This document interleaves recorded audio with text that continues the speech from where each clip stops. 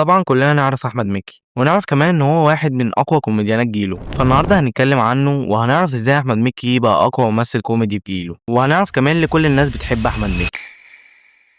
احمد مكي عبد الوهاب اتولد في 19 يونيو 1980 في الجزائر، وتحديدا في وهران، لان والده من الجزائر ولكن والدته مصريه. المهم انه وهو صغير بيتنقل وبيرجع مصر وبيتربى وبيعيش في حي الطلبيه في الجيزه، ومن هو صغير وهو بيحب التمثيل جدا، وعشان كده لما بيكبر بيخش المعهد العالي للفنون المسرحيه قسم اخراج، ولما بيتخرج بيخرج فيلم ياباني اصلي وكان فيلم قصير، وبعدها بيشارك كممثل في ابن عز بدور كيمو، وفي 2004 بيشارك في تيتو بدور صغير جدا، وبعدها في 2005 بيخرج وبيألف فيلم الحاسة السابعة، وبعد كده في 2006 بتحصل انطلاقة أحمد مكي لأنه بيشارك في سيت كوم تامر وشوقية بشخصية هيثم دبور، وكان دوره حلو جدا، والسيت كوم أصلا ده كان جامد جدا، وشخصية مكي بتعلق مع الناس وبتتشهر. وبعدها في 2007 بيشارك في الجزء الثاني لتامر وشوقية، وزي ما قلت لك ان شخصيه هيثم دبور اتشهرت جدا، فبيشارك مع الزعيم في نفس السنه في مرجان احمد مرجان بشخصيه هيثم دبور، والفيلم ده من اكتر الافلام اللي بحبها برضه. وبيخرج برضه في نفس السنة مسلسل لحظات حرجة، وفي 2008 بيشارك في ليلة البيبي دول بدور زغلول، وفي نفس السنة بيعمل شخصية هيثم دبور كفيلم كامل باسم اتش دبور وكان من بطولته، وده برضه بيأكد لك الشخصية دي نجحت قد ايه، وكان جامد جدا الفيلم ده برضه.